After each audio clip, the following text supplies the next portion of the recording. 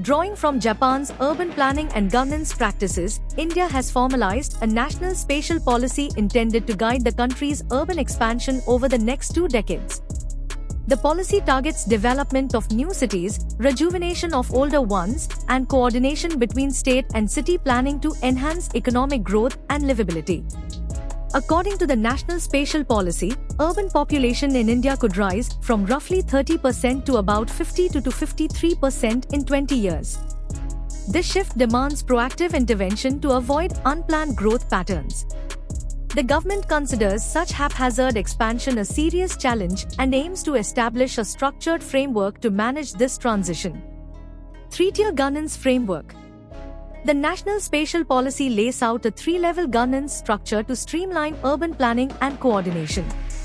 At the apex will be a National Spatial Coordination Council, comprising central institutions such as the Prime Minister's Office, Niti Aayog, and key ministries to provide overarching direction.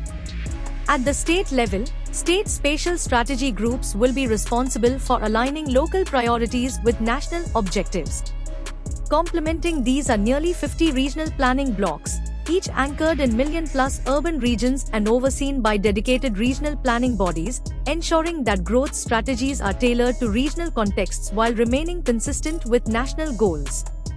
It mandates 20-year vision documents at multiple levels, defining corridor maps, climate risk principles, investment priorities, growth drivers, and infrastructure plans.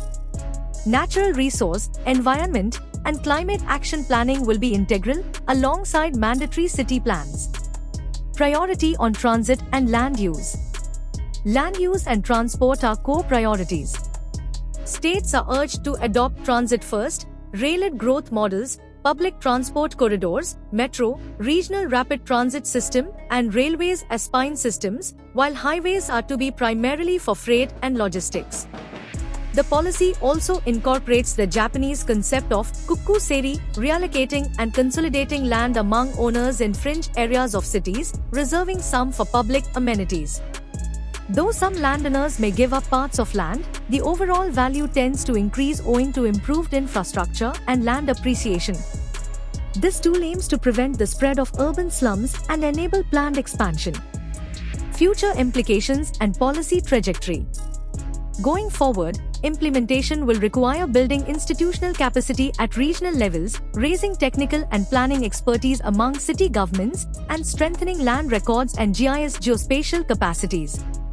Leveraging geospatial technologies like digital elevation models, mapping, and data integration will likely feature as key enablers.